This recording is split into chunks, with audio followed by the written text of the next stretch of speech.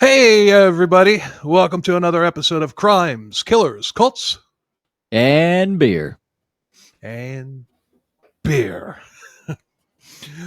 We've got a short one for you now that we're finished up with the craziness that was Willie Picton.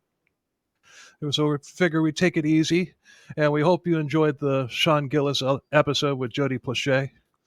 But we're just taking it easy. um, Joining us this week, we have Kevin of the Dark Windows podcast. Which Kevin are you, Kevin? I am Kevin C. Because there are two of us. Yeah. Makes it very, very difficult. There was a radio show back in the 90s called The Ron and Ron Show. Oh, yeah, I remember that one. Yeah. But yeah. So and there's a reason why Kevin is sitting in on this particular episode, which we'll get to shortly. But before we get started, go ahead and tell us a little bit about Dark Windows. Yeah, so I'm one of the hosts of the Dark Windows podcast. We cover everything from the occasional alien encounter, cryptids, monsters, ghosts, history. I'm a big history nerd. If you could zoom in on my that one part of my bookshelf there, that's all pretty much all that is, and then I've got another 6 foot tall one behind it that's just full of nothing but that, and true crime books and stuff like that. Nice. But yeah, we do a little bit of everything, and we try to be funny with some of it, but we're not usually that good. So you just gotta. A lot of it is just trying to you get into a serious topic, and I just try to make jokes because I'm like, yeah, this sucks. We did Howard Unruh. I had a real hard time with that guy. Oh yeah, that was a good one. Yeah, Wow. he's a real turd, but we do a little bit of everything. Definitely got to get you on the seance for some paranormal stuff. Oh hell yeah, absolutely. Yeah, I knew Paul would be interested in having you on. Yeah, man, because I could tell you some stories that I've had in my house that are a little odd. We'll have those shows for the Halloween this coming year's Halloween. Absolutely. Specials, definitely. Nice. Yeah, by the way, I already told you this, but genius what you did with the Ohio podcast. Yeah. Rob gave me crap, and I'm like, you know what, man? I went out to one of your live shows in Buffalo last year, and I hung out with Nick. You couldn't. You were too busy at a concert. You couldn't come out for the show. He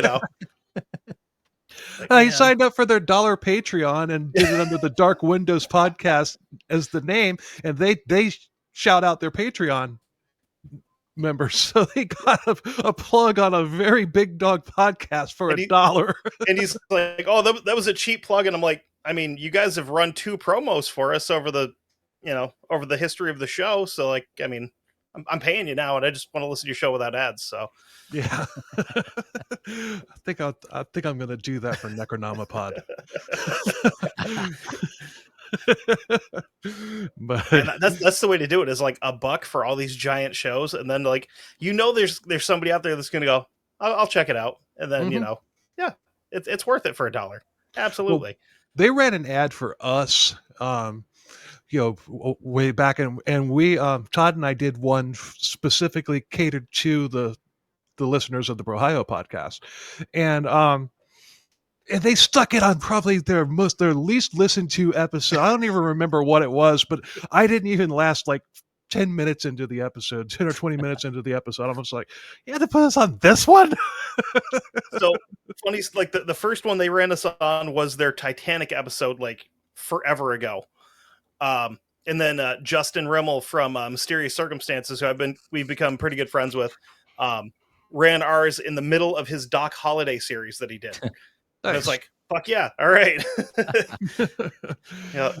Oh, and I forgot to run the mental illness theater promo in Picton Part 2 or Part 3. Oh well, I'll put it in the audio version. I always forget to do that.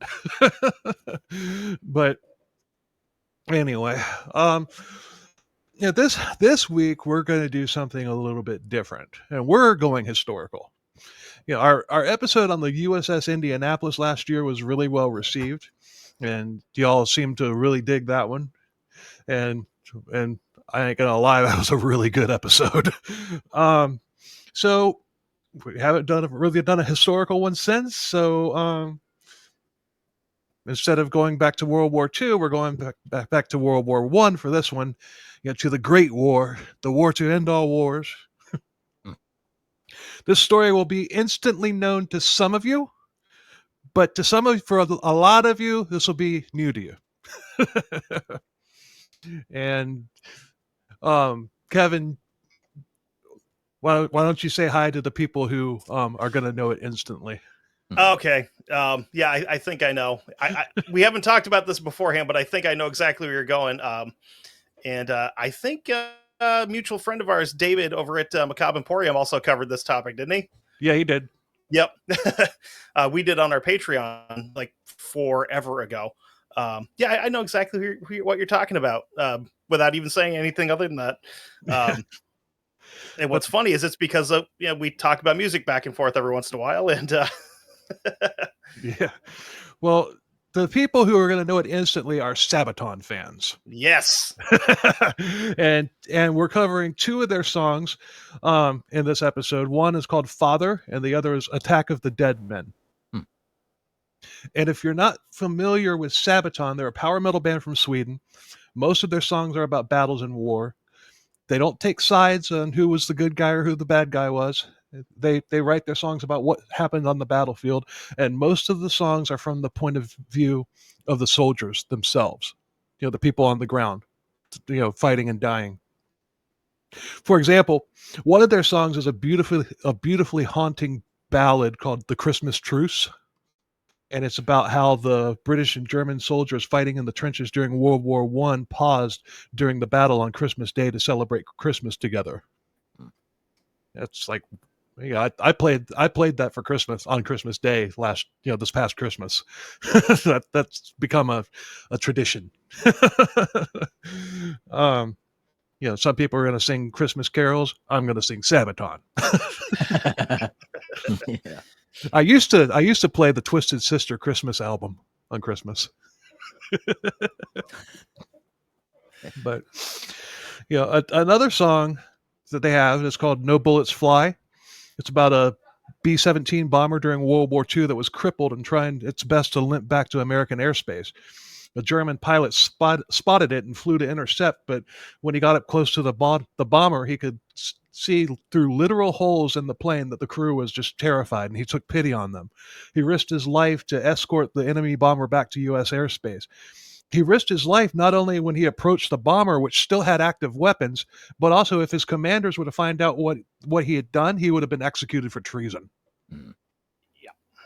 Yeah, so they touch on stories, of valor, like individual valor like that. Like, you're working on one right now based on one of their songs, aren't you? I sure am. That would be the Winged Hussars. And honestly, what really caught my attention with that, other than the song, is if you've ever seen pictures of their armor. It looks so ridiculous. It is insane. So these guys are in these giant, like, armored horses. They've got like layered plate armor with helmets with like kind of like wings with almost like feathers on them, and then they have these giant metal wings that come up off of their backs that'll stand like 5 or 6 feet over the top of their head. Jeez. And they've got these giant like lances, and it would have been absolutely horrifying to see coming down off of a hill. Yeah.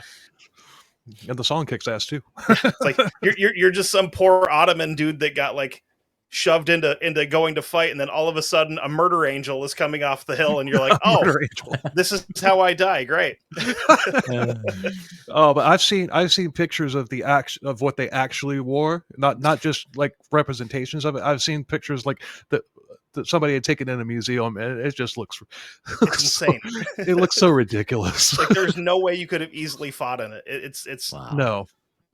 So that's why they had to have been cavalry, not infantry. Yeah, because I don't think they could have done that on foot. No.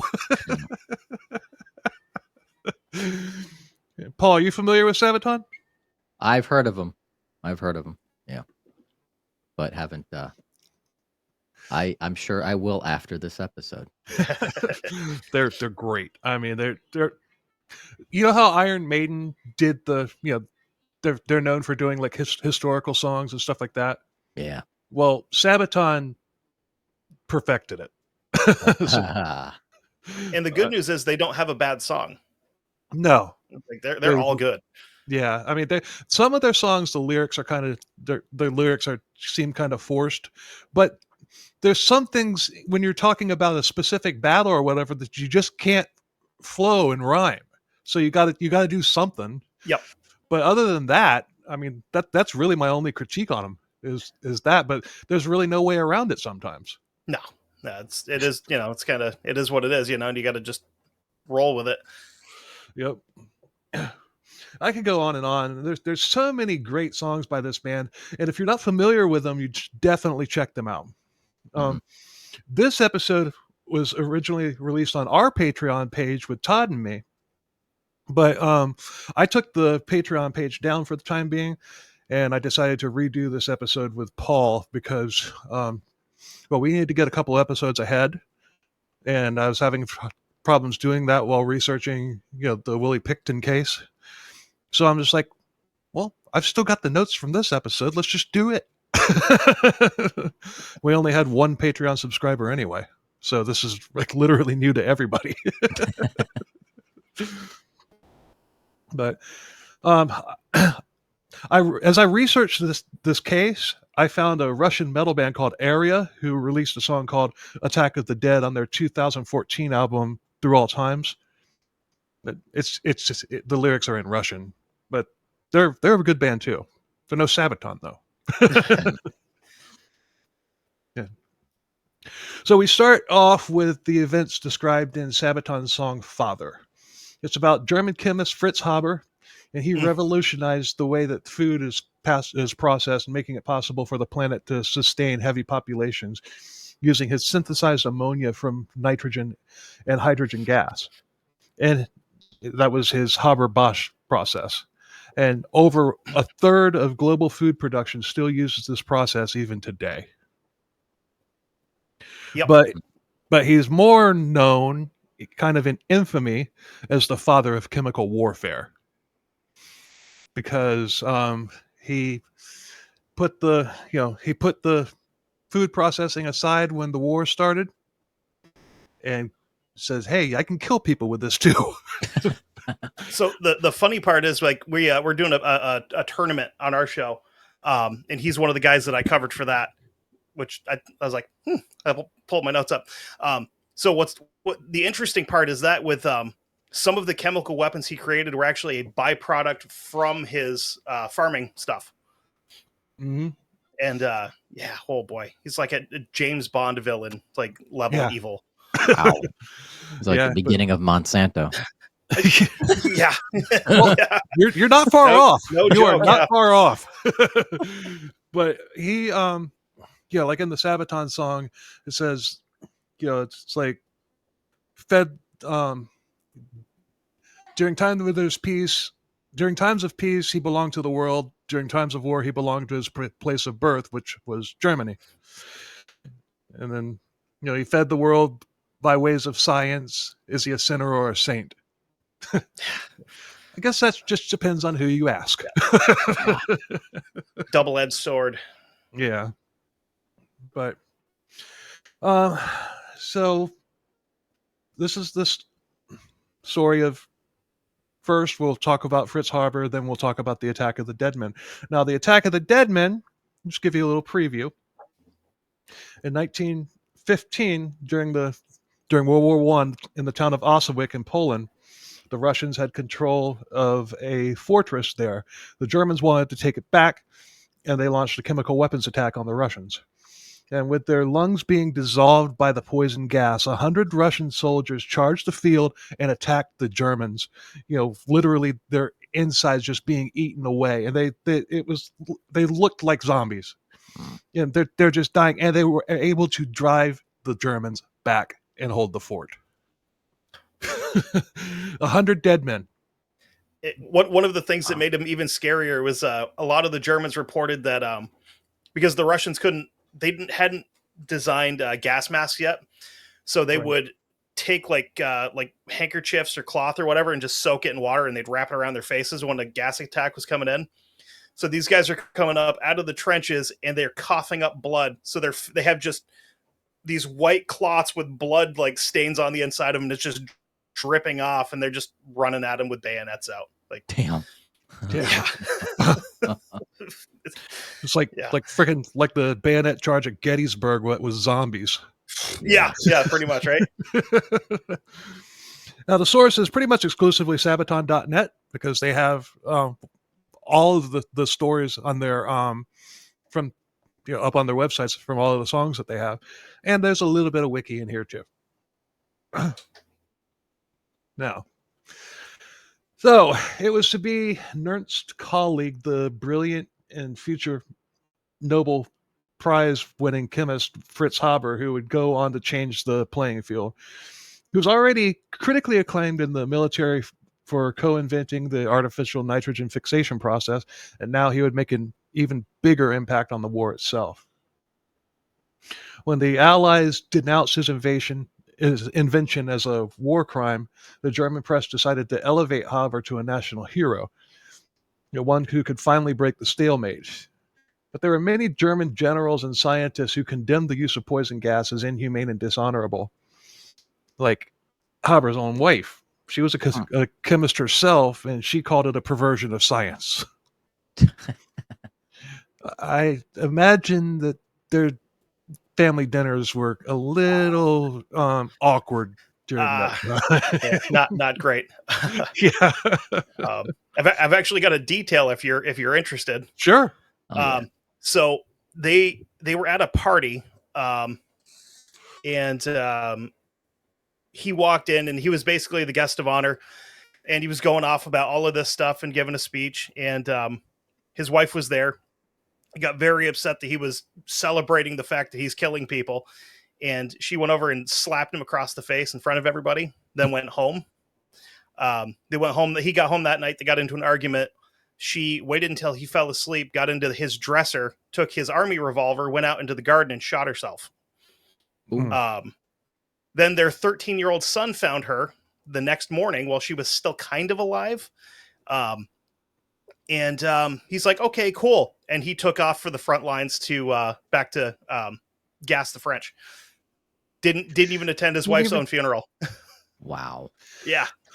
That's kind of like sounds like an obsession to me. Yeah. Kill, must kill. Yeah. Kill the Russians, kill the Americans. he had a quote April 22nd of I believe it was 1915, right before the first wave of gas attacks were released, where he said, quote, "God punish England," and had everybody pull the cords to open the canisters and let the wind take care of the rest of it. Oh, damn. Yeah. But she had committed suicide shortly after the attack on Hill 60 became public. Yep. And I should have done a little bit of research on what that was. Do you know? Hill 60. I'm not sure if I had that in here or not. I had a joke about the French and English not wearing their PPE.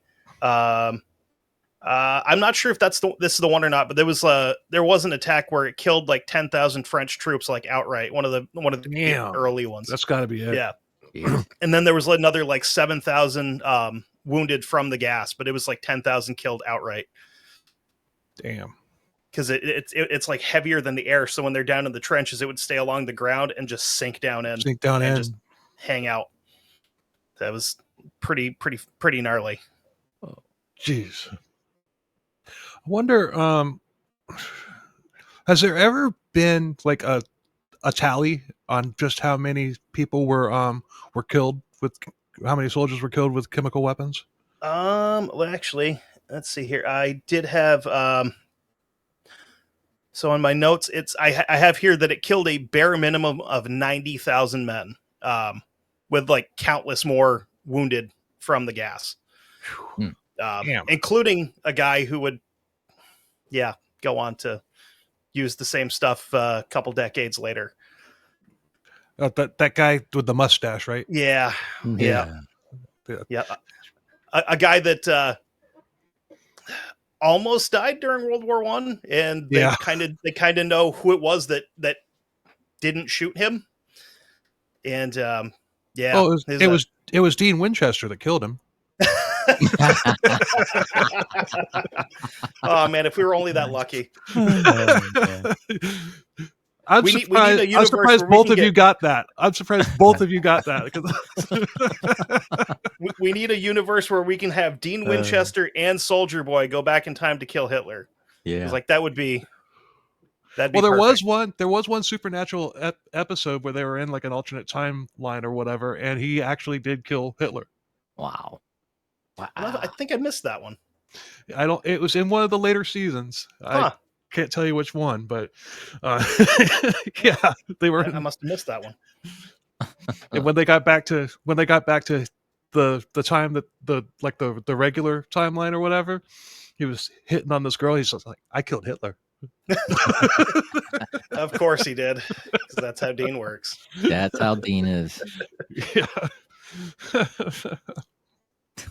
But yeah, like you were saying, just one day after his wife's death, he left for the Eastern Front to instruct German officers on how to use the new wonder weapon. But yeah.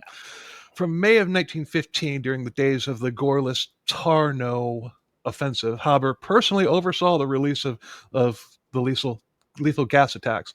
At the River Rocca on May 31st, more than 260 tons of chlorine gas from 12,000 cylinders were released against the unprotected Russian lines. Damn. Man. This is the first massive cylinder attack, and it killed approximately 6,000 soldiers in a single afternoon. Like the British and the French at Ypres, the Russians were totally exposed to the lethal gas, and they lacked any type of protective equipment. And a month later at Burza, 2 Siberian regiments lost 90% of their strength to a single gas attack. Whoa. Yeah. And the only reason that the Germans had gas masks during World War I is because they were testing it on their own people to figure out how to make masks for them. Oh, how nice of them. Yeah. These ones were actually volunteers, though. Like, these were all like guys in the military that were either volunteered, told you're going to go in for the testing and stuff. Yeah, speaking of another Sabaton song, I'm surprised that chemical weapons weren't used at Passchendaele. No, I don't I'm wondering if that was too early. It was 1916. Was it? Okay. Because that's what the Motorhead song is about. 1916. That's about Passchendaele. I don't know why they wouldn't have used them. Well, maybe because everything was so close together.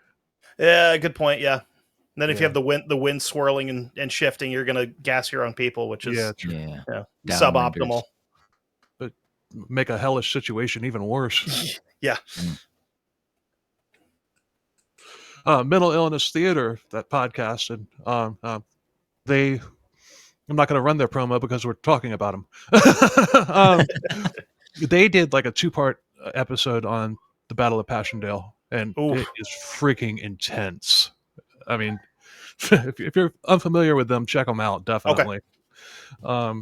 They're one of my favorite podcasts to listen to. Another one if you have like 75 hours or so free.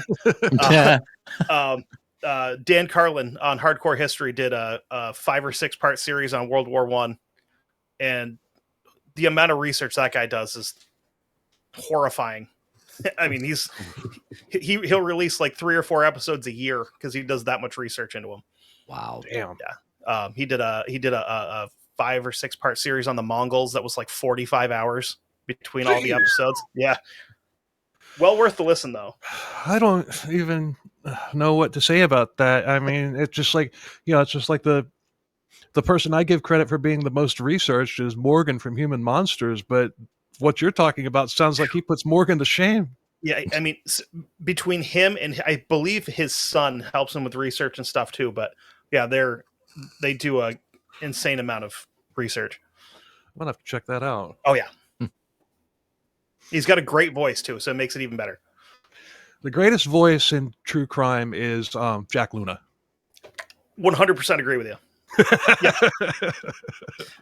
Him and Tyler from Minds of Madness does a real good show too, but both Canadians, so I guess that we can't hold that against them. No. Well, Jack's brother doesn't sound anything like Jack. That's true, yeah. But anyway, hashtag, but I digress. But I had to run the MIT, the Mental Illness Theater promo, so kind of took care of that, and by talking about them rather than running the promo. But historical research on the amount of German gas attacks on the Eastern Front is sadly lacking, but most scholars agree that the Russians suffered more than any other nation under the effects of the gas attack, and it's estimated that 500,000 soldiers were affected by the gas, of which 66,000 were killed. That's just Russia. Wow. Prolonged exposure to chlorine without protection was fatal, and in just a few minutes of exposure, soldiers would lose consciousness in excruciating spasms and of pain as the chemicals attacked the tissues of the lungs and eyes and the throat. Even the inhalation of a lower dose could kill after 30 minutes, and some of the afflicted dies days later. Like the defenders of Osoweic, the Russian soldiers usually had no experience of gas warfare, and they were just simply doomed until they could come up with adequate protection. And have you ever been in a closed area and gotten a huge whiff of pool chlorine? Oh yeah. That shit hurts your lungs for a day or two, and it freaking hurts like hell, and you think you're gonna die. Imagine this is probably like that times about 100. I did pest control for a while, so being in small areas with chemicals and then having to bleach it afterwards. Oh yeah, if I didn't have a respirator on, I would have days where I'd come home and it felt like somebody set the inside of my nose on fire. It was awful. God, and that's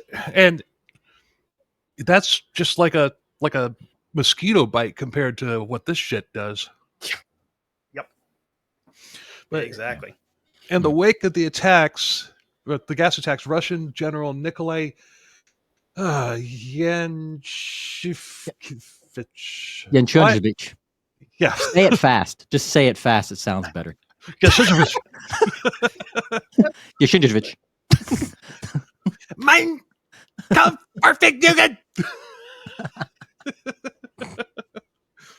Nine. Wait, that's about 30 years too early, but whatever. but he urged Tsarist command to supply the army with protective gear and, more importantly, chemical weapons of their own.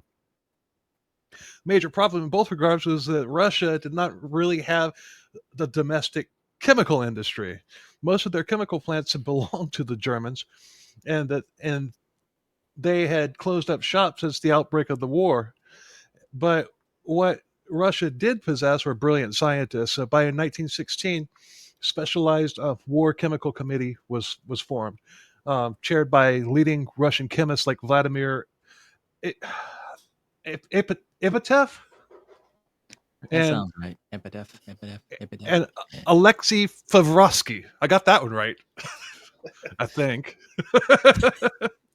But they continued to pressure the government to fund adequate countermeasures.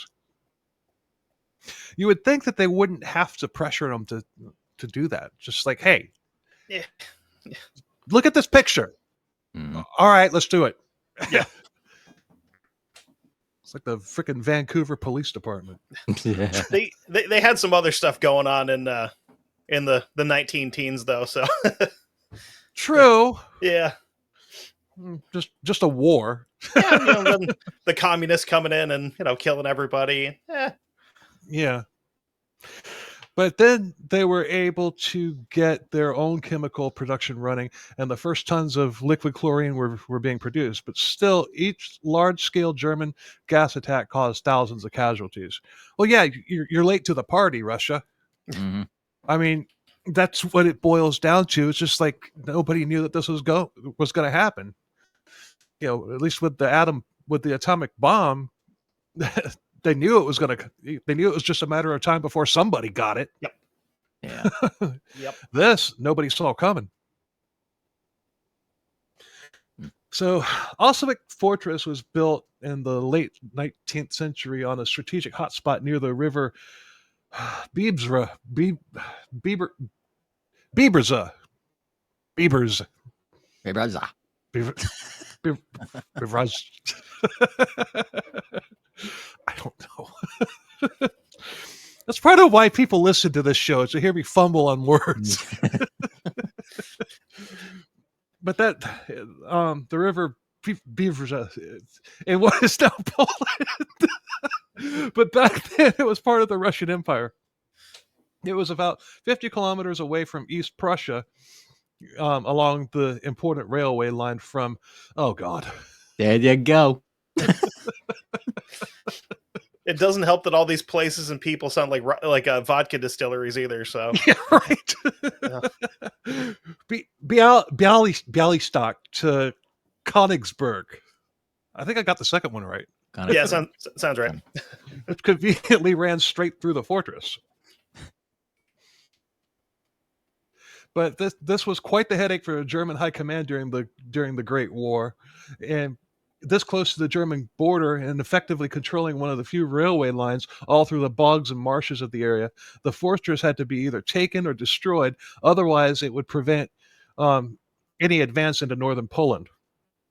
In fact, the Germans had tried to take the fortress back in September 1914 and again in February 1915, where the second attack had severely damaged much of the fortress defenses through heavy bombing. But the main defensive ring had nonetheless held long enough for the Russian counterattacks to force the attackers to break off. But by the summer of 1915, the Kaiser's army was determined to try again. That summer, August von Mackensen Gorlice-Tarnow offensive had thrown much of the Russian forces on the Eastern Front off balance, and the German and Austro-Hungarian forces advanced on a wide front eastward. Seeing their chance, the German High Command wanted to take Poland in a frontal attack and ordered General Field Marshal Paul von Hindenburg. I got that one right. If I hadn't, that would have gone over like a lead balloon. Yeah. The Osoweic Fortress was an important prize taken from the weakened Russian army. So 12 German infantry battalions, accompanied by up to 30 heavy artillery pieces, they set their sights on Osoweic. The only reason I'm getting that word right is because of the song.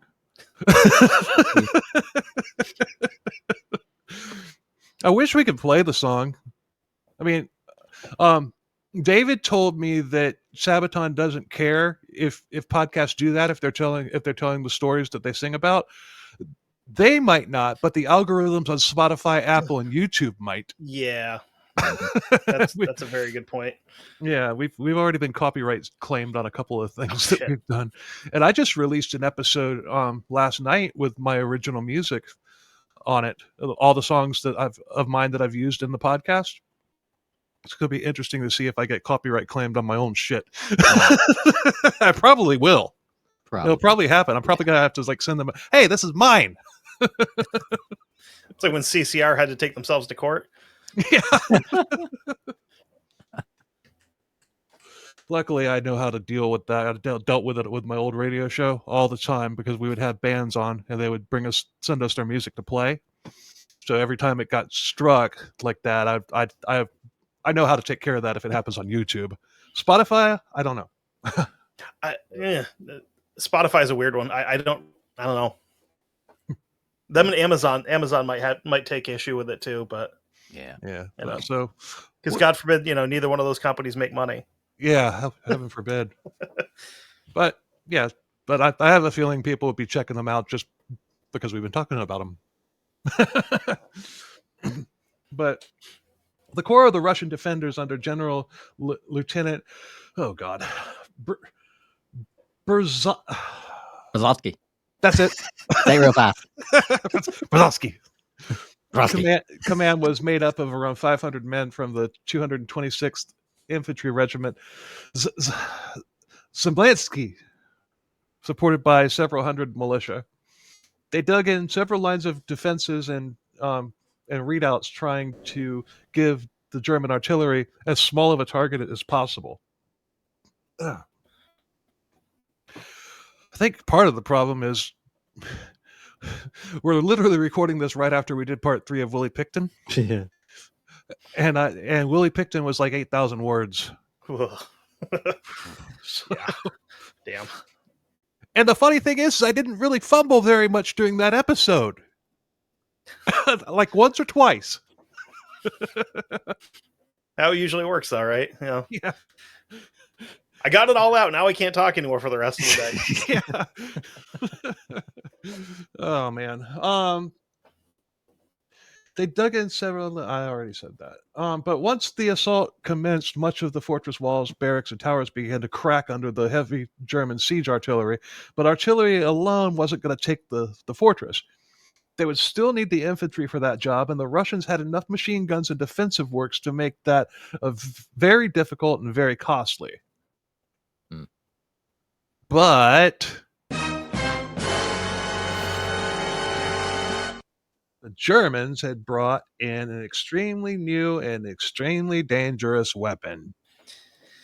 Yay. Gas warfare was fairly new. In 1914, the French had used tear gas. In early 1915, the Germans had used poison gas at Bolimov, though that failed. Since then, however, it had a devastating effect on the totally unprepared and ill-equipped Russian soldiers who died horrible deaths in the deadly clouds of gas. Without gas masks to protect themselves, the defenders of Osoweic were expected to suffer the same fate.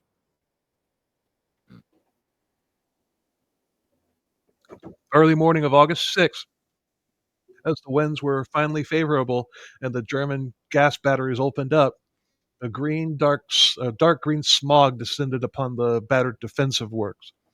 The wave of gas crept over the Russian lines, creating a death zone. The gas used was a mixture of chlorine and bromine, and while the bromine acted as a respiratory irritant, the chlorine attacked the lungs, chemically burning them.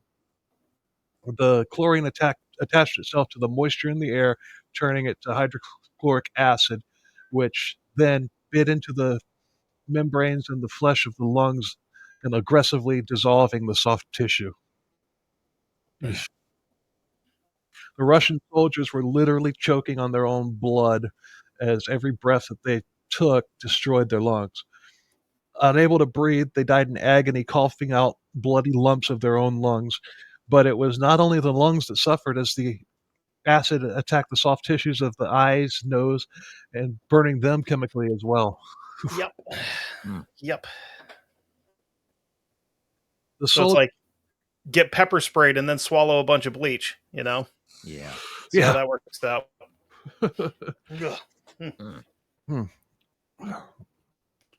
Yeah, I'm glad that that was done away with. Although, in the 60s and 70s, though, napalm, Agent Orange. Yep. But the soldiers burned from inside out, and many died within the first few minutes. Those further away from the initial attack tried binding the wet rags and urine-soaked shirts around their faces in a desperate attempt to protect themselves, but that often helped just a little bit. Everything that the wave of gas came into contact with began to die. The leaves and grass turned yellow and black. It killed insects and animals in the woods. There was no escaping as the gas crept into every ditch and every hole, and even attaching itself to the brass of guns and shells. So it's like even if you manage to dodge it, you go to pick up a machine gun that's affected. Guess what? Yeah. And of course it's super corrosive. So if that stuff gets left there for a couple of days and then say the Germans back out and the Russians come back and retake the place, most of that stuff there is completely useless because it's corroded and you can't shoot. You can't shoot nasty brass and stuff.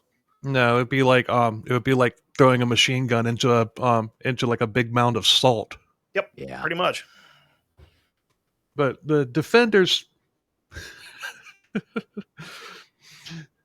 I laugh whenever I hear this from Sabaton. This next quote: "Suffered heavy losses." That phrase is in a bunch of their songs. Yeah. But the defenders suffered heavy losses, and whole companies in the foremost trenches were simply wiped out. Only around 100 men in the defensive lines further back survived, but they were still terribly burned. As the gas dissipated, the German infantry battalions formed up, while the other units went to secure the railway line. The railway line. Yeah, that. It was up to the 7,000 men of the German 76th Landwehr Division. Where have I heard Landwehr before? I don't know. I've heard that word recently. Yeah. And something else. It's probably in a Sabaton song. No, it's some podcast episode. I'm a truck driver. I listen to podcasts all day. Ah, there you go. There you go. So, the Landwehr Division to storm the main defensive lines in front of the fortress. Confident that most of the defenders had been wiped out and the few left would be overcome with ease, the German infantry moved onwards. The first lines were indeed littered with only the dead, who were grotesquely deformed in their last moments of inevitable death. The living dead. That's the thing, is how long would this gas actually sit and... Just depends on the wind. Yeah. Yeah, it didn't dissipate real quick because of the weight of it. So it would, like when it would roll down into the trenches, it could stay there for, minutes, hours, You need like a slight breeze. Yeah. That's what you need. Because if it's windy, it's not going to work. Yeah. I mean, you might make a few people sick. You might kill a couple people, but it's going to dissipate it really. Like if it's a super windy day, like like any given day in Kansas, or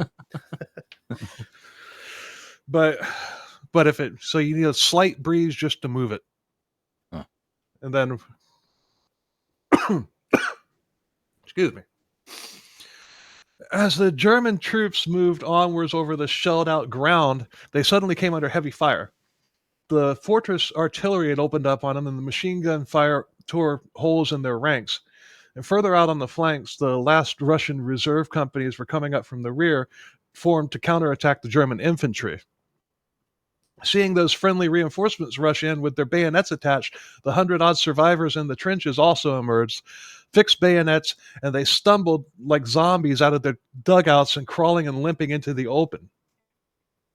Complete shock stopped the German attackers dead in their track, like dead men returning to life. The Russian survivors came on, heavily breathing, gasping for air through destroyed lungs, and their faces scarred and chemical burns half hidden by bloody rags. They marched on, thirsting for revenge for the terrible fate that had been thrust upon them. Their tears were bloody, and their eyes burned red, and they spat blood and parts of their lungs as they advanced, croaking and coughing like the living dead, or the walking dead. Yeah. This horrible sight, as well as the unexpected counterattack, halted the Germans, and a deep panic set in. They hastily withdrew, soon running away in terror as the panic spread throughout the ranks, pushing their comrades aside, trampling over each other, stumbling over barbed wire as the Russian artillery shells fell in between them. The attack of the dead men came on, accompanied by a bayonet charge of the reserves, and recaptured the lost trenches. And by 11 o'clock, a few hours after the deadly gas attack, the defensive lines were back in Russian control. The Germans had withdrawn back to their own starting positions. Much of the battle remains shrouded in legends and mystery, and that's likely to remain so. The casualty numbers on either side are unknown, as are the German records of this battle. Well, yeah, We don't want to talk about it. You don't want to talk about that. like, hey, remember when you were in high school and you got your ass kicked by that girl? What are you talking about? What you talking about, Willis? The other thing they don't like to talk about is the Battle of Belleau Wood, where the Marines showed up with shotguns. We don't want to talk about that one. They started protesting in the streets, like that should be a war crime. You can't use shotguns. It's like, you guys. Why can't you use shotguns? People, You guys are gassing people, and you're bitching about shotguns. Yeah, and you're mad that some 17-year-old kid, jumped in and like blew some dude in half with buckshot. Shut up. Yeah, Deal with it. It's like, yeah, man. I got nothing. But yeah, it's certainly a well-deserved tactical victory of a small Russian force over a much larger German force. And strategically, it did little to preserve the Russian hold on Poland, and Osoweic Fortress had to be given up weeks later as it was too damaged, and the whole front had to pull back. Oh. But that's what I got. But that's a crazy ass story, and I thought when I first covered this is before I met you and David. I was like, yeah, we'll do this for Patreon. And then I started looking, I didn't really find anything on Spotify because both of y'all had released it as Patreon. Well, actually, no, David didn't, but he didn't mention the title of it in his episodes. That's why. No, theirs was something else. I don't remember exactly what it was. Yeah. I'm like, hey, we'll be the first. And nope. And now I've had you on, and I've had him on too, and he basically took over the podcast. Right. I listened to that when I was like, oh damn, they just actually took over. Okay. Yeah.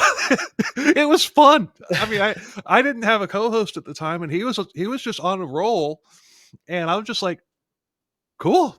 Yeah. I just sat there, drank beer, and had fun. We're actually going to meet them here in a couple of weeks at the Brohio live show in Indiana. Oh, cool. So I think we're gonna end up recording live, doing just something, just kind of shooting the shit or whatever, and putting that out. But pretty excited to meet those guys. Been talking back and forth for years. It seems like, That's cool.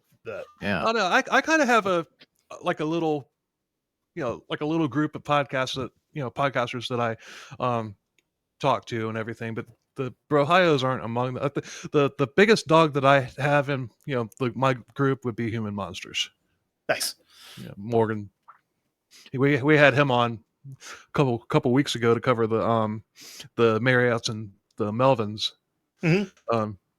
episode. That was I made him laugh once.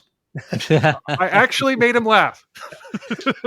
Was it a laugh or was it like a grin? It was like a barely audible snicker. Enhance. Yeah. But that was my goal. I even told Paul before the episode, I was just like, my goal is to make Morgan laugh. Yeah, I think the biggest person we've had so far is Justin from Mysterious Circumstances. We've done a few episodes with him. Like forever ago. This was, like late 2018, early 2019. We did a 3-part episode on the Westies, which is the Irish gang in New York back in the 70s. Oh, cool. And then we did a 2-parter on Sonny Liston, the old boxer. Yep. Nice. And man, you want to get somebody just rolling, start talking to that guy about boxing. Like I had to cut almost 2 hours out of the shows. So like we recorded 2 weeks, concurrently. And then I took all the time where we were just like farting around, just talking about whatever, and put that into another episode that I released the 3rd week. It's just, everybody just, having fun and messing around. The episode that I did on Wayne Adam Ford with Matt from Murder Coaster, that episode is like 2 hours long. Oh, but yeah. we were recording for like 5.5 hours. Mm. Man. We just kept going off topic and everything, just having a blast. Both of us were blitzed. There's another show that I listened to. They record, well, they just recently stopped, but they were releasing 2 episodes a week that were about an hour each. And then they were also releasing 2 Patreon episodes a week. Mhm. And they were recording all of them in one day. Like they'd sit down on a Sunday and record for like 12 hours. Wow. Like, phew, no, can't do that, man. But we were gearing up before Paul's deployment because Paul's part of the National Guard. Oh, nice. He had a deployment, and we were doubling up. So he was going to be gone for like a month. So we wanted to have content. So we were doubling up. There was one episode. There was one Sunday when we recorded 3 freaking episodes in one day. Yeah. Whew, That was Man. tough. that was rough. Yeah. Yeah. But Yeah. We're going to record an episode here at about 7, and then we're going to do a Patreon after that. But the Patreon's going to be like 30 minutes, so that's going to be nice Well, and easy. Well, this one's going to be a few weeks before it's released because we've got part 4 of Willie Picton. Hopefully, there's not a part 5, and then to close out the Canada binge because we've done 6 stories on Canada, and it's going to wind up being 10 weeks, maybe 11 weeks of Canada. Dang. So we found a cult that nobody's covered. Who's a that? Canadian cult. It's called His Rest Christian Fellowship.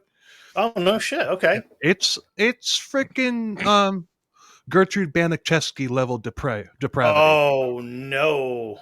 Yeah, it's damn. bad. And Um, I'm surprised nobody else. There's nothing else. Nobody else has ever covered that one. And I tell people. I even said on the episode, I'm like, I want other people, other podcasts to cover this one because these sons of bitches need to be exposed. Yeah. have you done Anthill Kids yet? No, not yet. Oh God. Or that one's awful. Yeah. What was it? Order of the Solar Temple was another one up there too. Yeah. We covered them way back. That was kind of like your like run of the mill cult where the leaders, because there's 2 different leaders for whatever reason at the same time. One of them wanted one thing, the other one's just like, I just want to marry your wives. And then one of them left, and then they talked everybody into killing it. Yeah, fucking weird. Yeah, Real weird. Yeah, we're not going to cover another Canada case for a while, because the whole reason for that was because we're 2 years in, and we had only done 1 Canadian episode, and that was Luca Magnotta in episode 2. Oh God, yeah, that's another real winner there. Yeah, so we're like, okay, we'll do a Canada binge, and it was supposed to be 4, but that turned into 5, then it turned into 6, and then the 6th one turned into, I was planning on 3 episodes, but now it's 4, and it might be 5. And I can't remember. There's another dude up there that next time you want to go to Canada, he was what the hell? He's like a lieutenant colonel or something in there, in the Air Force up there. Damn it, what was his name? Anyway, yeah, I can't remember. Anyway, he was like breaking into like people's houses and like taking pictures of themselves in like women's clothing and stuff. And then he ended up, I think he strangled a couple of women to death. Captain Butt Naked or something? No, he's over in Africa. Oh, that's right. Yeah. Yeah. I can't remember the guy's name. I'll think of it as soon as we're done, and you'll get a message from me on Facebook like, shit, this is the guy's name.